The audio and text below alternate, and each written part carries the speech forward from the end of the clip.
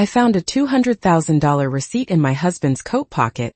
and I smiled. It didn't make sense at first, not in the life I thought I was living. For years, Edward had told me the same thing in that calm, steady voice of his. We have to be careful, Margaret. We're not as secure as you think. I believed him. I believed every quiet refusal when I asked if we could fix the heater before winter.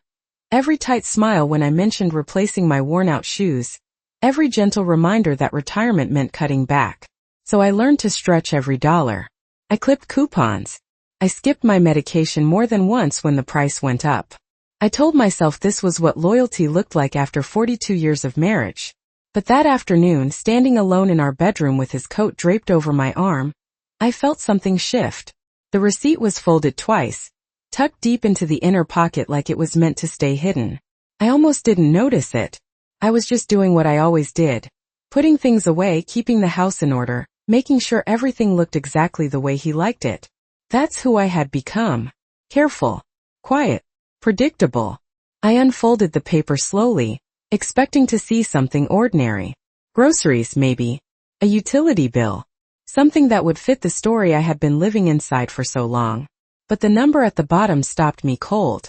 $200,000. I read it again, slower this time, tracing each digit with my eyes like it might rearrange itself into something smaller. Something reasonable. It didn't. The date was from 3 weeks ago. The vendor was a private investment firm I had never heard of. And Edward's name was printed neatly at the top. For a moment I just stood there, listening to the quiet hum of the house. The same house I had spent decades maintaining. The same house where I had learned to live with less because that's what he said we had. Less. The word echoed in my mind now, hollow and sharp. Less heating. Less food. Less comfort. Less life. I thought about the winter before last, when the pipes nearly froze and Edward insisted we couldn't afford repairs. I remembered wrapping myself in 2 blankets at night, telling myself it was temporary. I thought about the time I sold my mother's jewelry because he said we needed the money for emergencies. Emergencies that never seemed to end.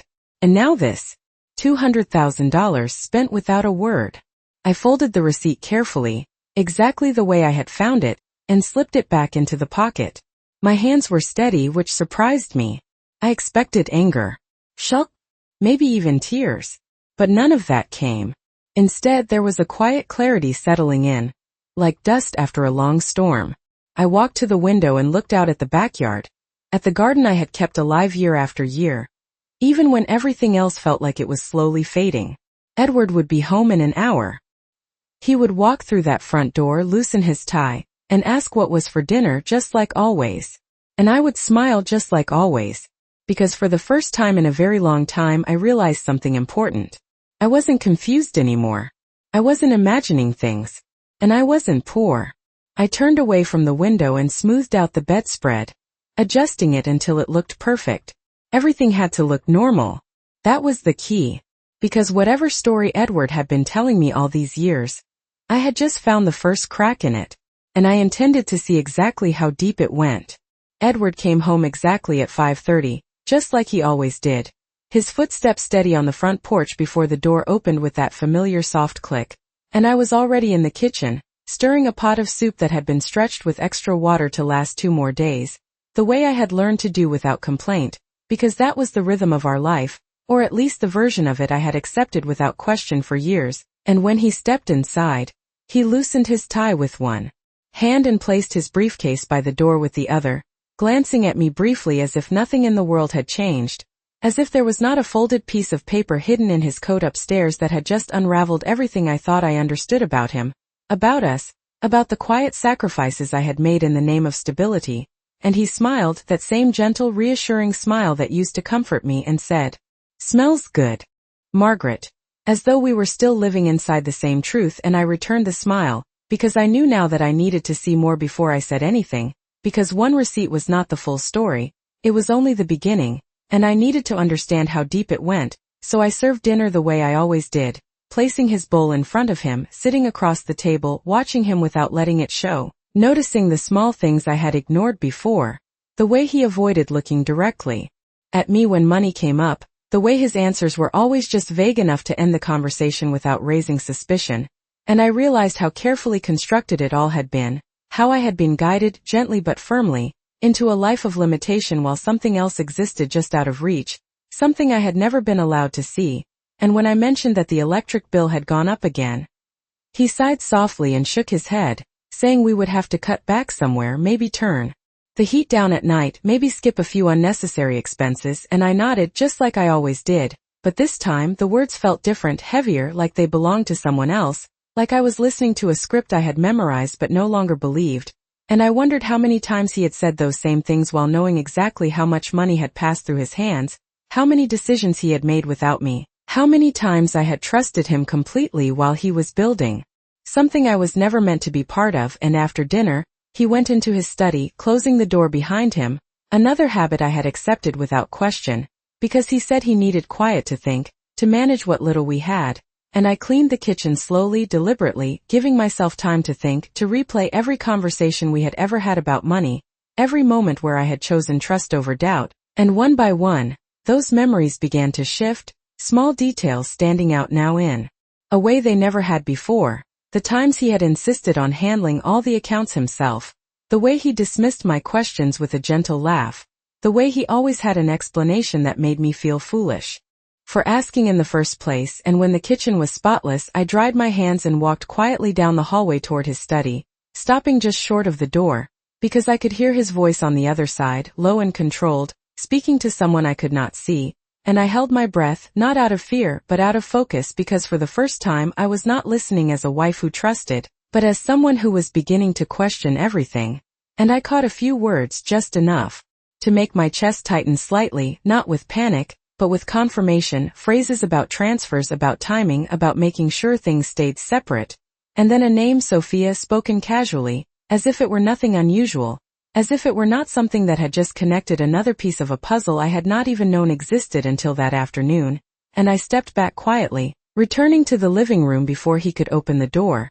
sitting down in my chair and folding my hands in my lap the same way I had done countless evenings before. But this time everything felt sharper, clearer, like the fog had lifted and left behind something cold and undeniable. And when Edward came out a few minutes later, he looked at me with that same calm expression, asking if I wanted tea, and I nodded again because I was not ready to confront him, not yet, because I understood now that whatever was happening had been happening for a long time. And if I wanted the truth, the full truth, I would need patience, the kind of patience I had spent a lifetime perfecting, only now it would serve a different purpose, because I was no longer trying to keep the peace, I was trying to see the whole picture. And I had a feeling that what I had found in that coat pocket was only the smallest part of something much larger. The next morning, I woke up earlier than usual, before the sun had fully risen, and for a moment everything felt the same as it always had, the quiet hum of the house, the faint creak of the floorboards, the soft light filtering through the curtains. But then I remembered, and the stillness felt different, not peaceful but alert, like the air itself was waiting.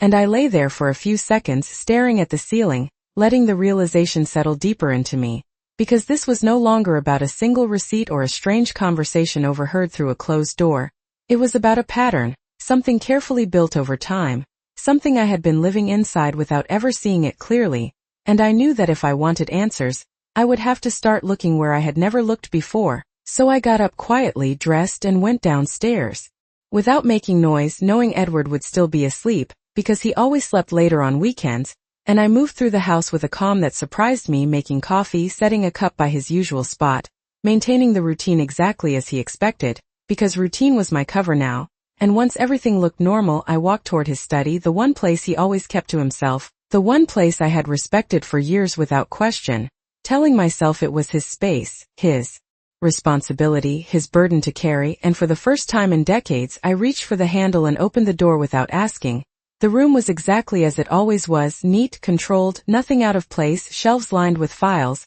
a desk cleared of anything unnecessary, a computer that was always shut down when he was not using it, and for a moment I hesitated, not because I felt guilty, but because I realized how much trust had kept me from ever stepping into this space before. And now, that trust felt misplaced, almost naive, and I stepped inside, closing the door softly behind me, my eyes scanning the room slowly, taking in details I had never paid attention to, the labels on the folders, the locked drawer on the right side of the desk, the small safe tucked into the corner behind a stack of books, and I felt a quiet determination settle in, because this was where the truth lived. I could feel it, even if I did not yet know how to reach it. And I started with what I could access, opening drawers that were not locked, flipping through neatly organized documents, most of them ordinary at first glance: utility bills, insurance statements, tax returns, all consistent with the life Edward had described to me, modest, careful, limited. But then I noticed something else, something subtle, a pattern of missing pieces, statements that skipped months, accounts that seemed to appear and disappear without explanation, references to transfers that were not fully documented, and I realized that what I was seeing was not a complete picture. It was a curated version, a selection of information designed to support a specific narrative, the one I had been living under for years, and my fingers paused on a folder labeled with a name I recognized immediately: Sophia Collins. And for a second I simply stared at it, because seeing her name there in his private files connected something I had only suspected the night before, and I opened it slowly, careful not to disturb anything more than necessary. Inside were documents that did not belong to our household, investment summaries, property records, financial statements that reflected a level of wealth I had never been allowed to imagine, and Edward's name was there, alongside hers, not as a distant reference but as someone directly involved. And I felt a steady, controlled shift inside me, not shock anymore, not confusion but clarity, because this was no longer a question of whether something was wrong, it was a question of how long it had been happening, and how carefully it had been hidden. And as I turned another page I saw a date that matched the receipt in his coat, the same time frame, the same firm, the same amount. And it was no longer just a number on a piece of paper, it was part of a system, something structured, deliberate, and entirely separate from the life he had told me we shared. And I closed the folder gently, placing it back exactly where I had found it, because I understood now that I could not rush this. I could not confront him without knowing everything, because whatever Edward and Sophia had built, it was not accidental, it was planned, and I needed to be just as careful, just as precise, and just as patient if I wanted to uncover it completely. So I stepped out of the study, closing the door behind me, and returned to the kitchen just as I heard movement upstairs, the sound of Edward beginning his day, unaware that something had changed, unaware that I was no longer standing in the dark. And as I poured his coffee and set it on the table, I realized that for the first time in years, I was not waiting for him to explain our life to me. I was preparing to uncover it myself. That afternoon, I sat across from Edward at the small dining table where we had shared thousands of meals over the years, the same table where birthdays had been celebrated, quiet Sundays had passed, and conversations had once felt easy and honest, but now every word felt measured, every silence heavier than before. And I watched him more closely than I ever had, noticing the way he stirred his coffee without drinking it, the way his eyes drifted away when I spoke, the way he seemed to choose his words with just a little too much care. And it struck me how many of these small details I had overlooked for years, how I had filled in the gaps with trust, assuming that love meant not questioning too much, that respect meant letting him handle things I did not fully understand. And as I sat there, I began to replay moments from our past, not as memories filled with warmth, but as pieces of a pattern I was only now beginning to see clearly. I thought about the time 5 years ago when I had asked if we could take a short trip to visit my sister in Ohio, something simple, nothing extravagant, just a few days away, and Edward had smiled gently and said it was not the right time financially, that we needed to be responsible, that travel was a luxury we could not afford, and I had accepted that without hesitation, even apologizing for suggesting it. But now I remembered something else, something I had dismissed back then, a new watch he had started wearing shortly after that conversation, one he claimed was a gift from a colleague, and I had believed that too because it was easier to believe than to question. And then there was the winter when the roof had leaked during a heavy storm, water dripping steadily into a bucket in the hallway, and I had worried about the damage, about the cost of repairs, and Edward had reassured me that we would manage, but not yet, that we needed to wait until we had enough saved. And we lived with that slow leak for months, adjusting, making do, telling ourselves it was temporary. And now I could not help but wonder how many temporary sacrifices had been unnecessary, how many times we had lived with less while something else was quietly growing out of sight. And I looked at him sitting there, the man I had spent most of my life with, and for the first time I saw not just who he was to me, but who he had chosen to be behind the scenes, someone who had made decisions alone, who had built something separate, something hidden. And I realized that this was not a sudden change, it was not a mistake or a misunderstanding, it was a long series of choices, each one reinforcing a version of reality that kept me small, dependent, and unaware. And when he finally looked up at me and asked if everything was all right, his voice calm, almost concerned, I felt a strange sense of distance, as if I were observing him from outside the life we shared, and I smiled softly, telling him I was just thinking about the past, about how much things had changed, and he nodded, agreeing in that vague way he often did, as if acknowledging something without really engaging with it. And that was when I understood something else, something even more unsettling than the receipt or the documents I had found. It was not just that he had hidden money or made decisions without me. It was that he had shaped our entire life around a story that served him, a story I had lived inside without ever realizing it was incomplete. And as the afternoon light shifted through the window, casting long shadows across the table, I felt a quiet resolve settle deeper inside me, because I could not unsee what I had seen. I could not return to the version of myself who accepted things without question, and I knew that whatever came next, whatever truths were still hidden, I would face them differently, not with blind trust, but with clarity, with patience, and with the understanding that the life I thought I had might only be a small part of something much larger, something I was only beginning to uncover. 2 days later, Sophia came over in the late afternoon, her heels clicking lightly against the hardwood floor as she stepped inside without waiting to be invited further, her presence filling the room in a way that felt different now, sharper, more deliberate, and I watched her carefully as she greeted Edward with a bright smile, one that did not quite reach her eyes, the kind of smile I had seen countless times before but never questioned, and she turned to me with the same practiced warmth, asking how I had been, complimenting the house, the kind of polite gestures that had once reassured me but now felt rehearsed. And I returned her greeting just as calmly, studying the details I would have overlooked before, the tailored coat draped over her arm, the subtle shine of a bracelet that caught the light in a way that suggested it was not inexpensive, the confidence in the way she moved through the space as if she already belonged there more than I did. And something inside me tightened, not with anger but with recognition, because I had seen the documents, I had seen her name beside Edward's in ways that went far beyond family ties. And I understood now that whatever they had built together had been hidden in plain sight, woven into everyday interactions so seamlessly that I had never thought to question it. And as they sat together in the living room, speaking in low voices about something I could not quite hear, I noticed the way Edward leaned slightly toward her, the way their conversation seemed to carry a familiarity that was not new, not recent but established, practiced, and I realized that this was not something that had developed overnight. It had been growing quietly for years just beneath the surface of everything I thought I knew, and when I brought in tea, placing the cups carefully on the table, their conversation paused for just a fraction of a second, a small break in rhythm that might have gone unnoticed before, but now it stood out clearly, like a hesitation that revealed more than words ever could, and Sophia smiled at me, thanking me politely, but there was something behind it now, something measured, as if she were assessing what I knew,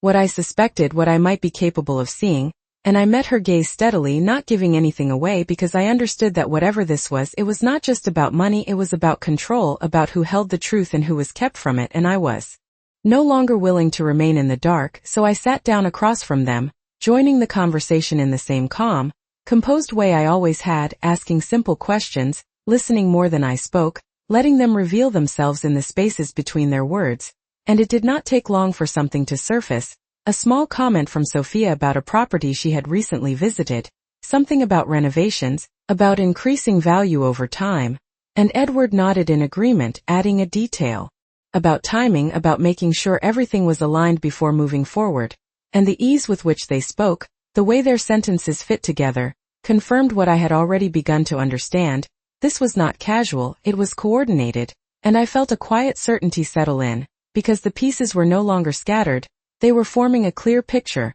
one that placed me outside of it entirely, and yet, as I sat there, I did not feel excluded in the way I might have before. I felt aware, present in a way I had not been for years, and that awareness gave me something I had not expected, a sense of control, not over them, not yet, but over myself, over how I would respond, how I would move forward. And when Sophia eventually stood to leave, thanking us again with that same polished tone, I walked her to the door, watching as she stepped out into the fading light, her silhouette confident, assured, and I realized that whatever role she had been playing in this carefully constructed arrangement, she believed in it completely, she believed she was secure, that everything was exactly as it should be. And as I closed the door softly behind her, I turned back toward the house, toward the life that was beginning to feel less like something I had been given and more like something I needed to reclaim. And I understood that this was no longer just about uncovering the truth, it was about deciding what I would do with it once I had it, because now that I could see the structure they had built, I also knew that structures, no matter how carefully designed,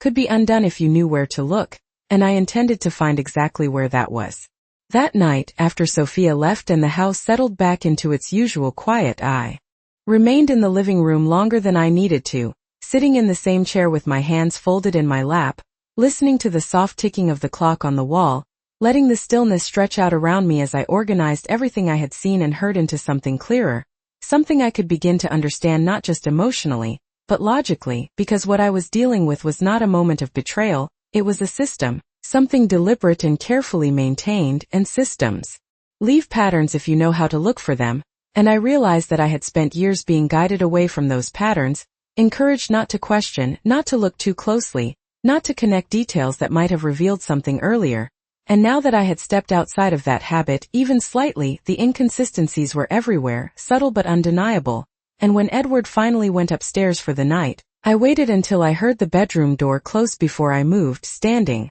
slowly and walking down the hallway toward his study once again, this time with a clearer purpose, not just to observe but to confirm, and I entered the room quietly, closing the door behind me, my eyes going straight to the desk, to the folders, to the places I had already explored. But now I was looking with more precision, searching for connections rather than isolated pieces, and I returned to the folder with Sophia's name, opening it carefully and reviewing the documents again, this time paying closer attention to the details, the dates, the amounts, the signatures, and it became clear very quickly that this was not a single transaction or even a handful of them. It was a consistent pattern of transfers, investments, and property acquisitions that had been happening over a long period of time, each one structured in a way that kept them separate from anything in my name, anything I would have access to, and I noticed how Edward's role shifted within these documents, sometimes listed as a primary party, sometimes as an advisor, sometimes not listed at all but still clearly involved through related accounts, and the more I looked, the more I understood that this had been designed not just to grow wealth,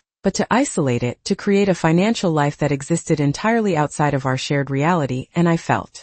a quiet realization settle in, something that was both simple and difficult to accept. Edward had not just been hiding money, he had been building a parallel structure, one that excluded me by design, and as I turned another page, I found something that made everything even clearer, a document outlining ownership of a property, not in Edward's name, not directly but under Sophia's, with references to funding sources that matched the amounts I had seen elsewhere. And I thought about the way she had spoken earlier, the confidence in her voice when she mentioned renovations and value, and it all aligned too neatly to be coincidence, and I closed the folder slowly, placing it back exactly as it had been, because I understood now that I had crossed a line, not in a way that felt wrong, but in a way that changed everything. I was no longer guessing, no longer suspecting, I knew, and knowledge like that does not disappear. It reshapes everything around it. And as I stood there in the quiet of the study, I realized something else, something just as important as the truth I had uncovered. Edward believed I did not know, Sophia believed I did not know.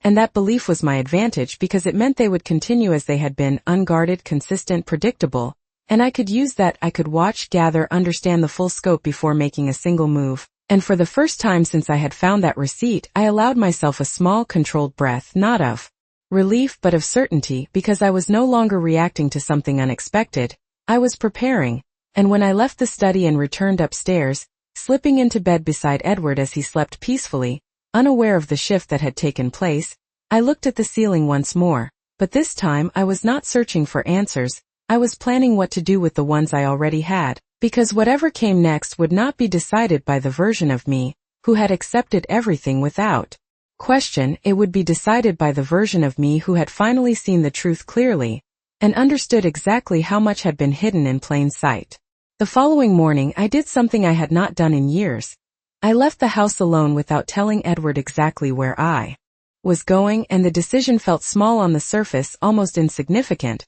But as I drove down the familiar streets, past the grocery store where I had counted every dollar, past the pharmacy where I had delayed refilling prescriptions more than once, I realized that this was the first time in a long time that I was acting without asking, without explaining, without shaping my actions around what he would think or say. And that realization settled into me with a quiet sense of control. because this was no longer about reacting to what I had discovered. It was about taking steps of my own, deliberate and measured, and I turned into a part of town I had not visited in years, one where the buildings were older but well maintained, where offices carried names that had been established long before everything in my life had begun to feel so carefully managed, and I parked outside a small legal office with a sign that read, Harris and Green, the same name I had seen on documents. Years ago, back when Edward and I had handled things together, back when there had been no reason to question anything, and I sat in the car for a moment before stepping out, not because I was unsure, but because I understood that this step mattered.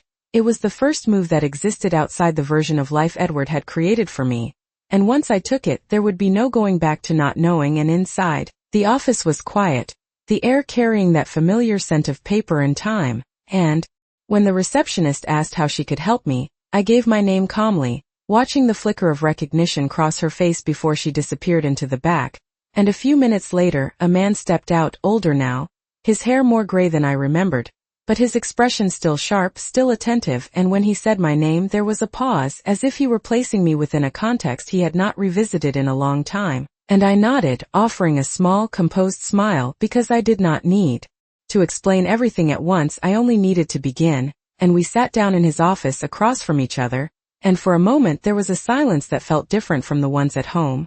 This one was not filled with avoidance or careful wording. It was open, waiting, and I chose my words carefully, not revealing everything, not yet, but enough to shift the direction of the conversation, mentioning documents, mentioning discrepancies, mentioning that I needed clarity on matters that had once been shared but now seemed to exist beyond my reach. And as I spoke, I watched his expression change, not dramatically, but subtly, a tightening around the eyes, a focus that sharpened with each detail, and when I finished he leaned back slightly, considering, and then he asked a question that confirmed what I had begun to suspect, not about whether something was wrong, but about how long it had been happening, and that was when I knew I had come to the right place, because he was not surprised, not entirely, and he explained in a measured tone that over the years certain changes had been made, adjustments to structures, to ownership, to the way assets were managed, changes that had gradually shifted things into a different configuration, one that was not immediately visible unless you knew exactly where to look, and as he spoke,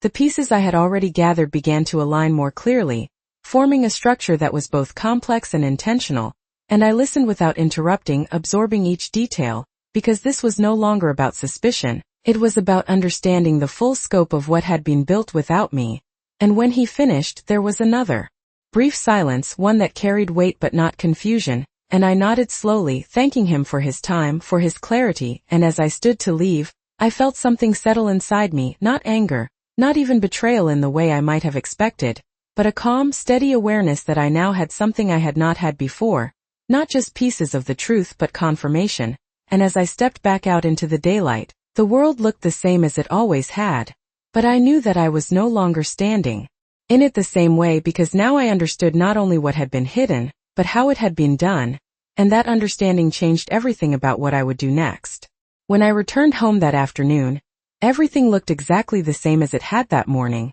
the same quiet living room, the same neatly arranged kitchen, the same familiar rhythm of a life that now felt like a carefully staged scene, and I stepped inside with a calm that was no longer forced, no longer practiced but intentional, because I understood now that what I knew could not be undone, and more importantly, it could not be seen unless I allowed it to be, and that was the advantage I carried with me as I set my purse down and moved through the house as if nothing had changed. Because on the surface, nothing had. Edward was still in his study, the door slightly ajar this time, his voice low as he spoke on the phone, and I passed by without pausing, without listening, because I no longer needed fragments of overheard conversations to confirm what I already understood, and instead I focused on what came next, because knowing the truth was only the first step. What mattered now was how I would use it, and I moved into the kitchen, preparing dinner the same way I always did, maintaining every detail of the routine he expected, because routine created comfort, and comfort created predictability, and predictability made people careless, and that was what I needed, for Edward to remain exactly as he had been, unaware, unguarded, certain that the version of our life he had constructed was still intact, and when he joined me later, speaking casually about his day, about small things that once would have held my attention, I listened with the same quiet patience, responding just enough to keep everything balanced, and I noticed how easily he continued, How naturally he moved through the evening without the slightest indication that anything had shifted, and it confirmed what I had begun to rely on, that his confidence in the illusion was complete, and that confidence would be his weakness. And after dinner, as he returned to his study, I remained at the table for a few extra minutes, letting the silence settle, organizing my thoughts not in terms of what I felt, but in terms of what needed to be done, because this was no longer about confronting him in a moment of emotion. It was about dismantling something that had been built over years, and that required precision, not reaction. And I stood up slowly, clearing the dishes, maintaining the normal flow of the evening, and when everything was in place, I moved to the small desk in the corner of the living room, the one Edward rarely paid attention to, and I opened a drawer that held old papers, things he had long considered irrelevant, and I began to gather what I could: documents with my name, records that established what had once been shared, what had once been equal, and I set them aside carefully, because I understood now that this was not just about uncovering what he had hidden. It was about re-establishing what had been altered, what had been quietly shifted out of my reach. And as the hours passed, I worked methodically, not rushing, not allowing frustration or anger to guide me, because those emotions would only disrupt what needed to be controlled, and control was what I was reclaiming, piece by piece, decision by decision. And when I finally closed the drawer and turned off the light, the house was silent again, Edward still upstairs, still unaware, and I stood there for a moment, taking in the quiet, recognizing it not as emptiness but as space to think, to plan, to act without interference. And I realized that for the first time in a very long time, I was not reacting to the life around me, I was shaping it, deliberately, carefully. And as I made my way upstairs, preparing for the next day, I understood that what I had set in motion would not be visible immediately. There would be no sudden change, no dramatic shift, only a series of quiet steps that would lead to something inevitable, because structures like the one Edward had built did not collapse from a single moment. They unraveled when the person who had been excluded finally understood how they were held together. And I had reached that point, and I was ready to see it through. 3 days later, I asked Edward if he would join me for a meeting, my tone calm, almost casual, as if it were nothing more than a routine matter that required both of our attention. And he agreed without hesitation, which did not surprise me, because he still believed in the version of our life where I did not question things, where I followed rather than led. And that belief made everything easier, and we drove together in silence, the familiar road stretching ahead of us, the same streets we had traveled for years. But this time I was not simply a passenger in that shared space, I was guiding where we were going, even if he did not realize it yet. And when we arrived at the office, the same one I had visited alone just days before, he glanced at me briefly, a hint of curiosity in his expression, but not concern, not yet, and we stepped inside together, greeted by the same quiet professionalism, the same measured atmosphere that now felt like a space where truth could exist without distortion. And as we were led into the office, I could feel the subtle shift in Edward's posture, a slight tightening, a quiet alertness, as if something in him recognized that this was not entirely routine. And we sat down across from the desk, side by side but not quite aligned. And when Mr. Harris entered, his expression composed, his tone steady, I saw the moment Edward realized that this meeting was not what he had expected, not because of anything dramatic, but because of the way the conversation began, direct, precise, without the usual softening that comes with assumptions of shared understanding. And I remained silent at first, allowing the structure of the conversation to unfold naturally, because this was not about confrontation in the way people imagine, raised voices or sudden revelations. It was about clarity, about placing facts in a space where they could no longer be adjusted or reinterpreted. And as documents were brought forward, laid out carefully on the desk, I watched Edward's expression change in small but unmistakable ways, the confidence giving way to calculation, the calm shifting into something more guarded. And I realized that this was the first time he was seeing his carefully constructed system reflected back at him from a perspective he did not control, and that alone was enough to disrupt the balance he had relied on for so long. And when Mr. Harris began to outline the structure, the transfers, the properties, the connections that had been established over time, he did so with a clarity that left no room for ambiguity, and I could feel the weight of each detail settling into the room, not as accusations, but as undeniable points of fact. And Edward remained quiet for a moment, his gaze fixed on the documents, and when he finally spoke, his voice was measured, controlled, attempting to reframe what was being presented. to place it within a context that made it seem reasonable, strategic, necessary, but the difference now was that the narrative no longer belonged solely to him. It existed in a space where it could be examined, questioned, understood fully, and I listened without interrupting, not because I accepted his explanation, but because I no longer needed to challenge it directly. The truth had already been established in a way that did not rely on his version of events, and when the conversation reached its natural pause, I spoke, not loudly, not emotionally, but clearly, stating what I needed, what I understood, and what would happen next, and in that moment, I saw something shift in his expression, not shock, not anger, but recognition, the realization that the position he had maintained for years had changed, that the control he had assumed was no longer absolute.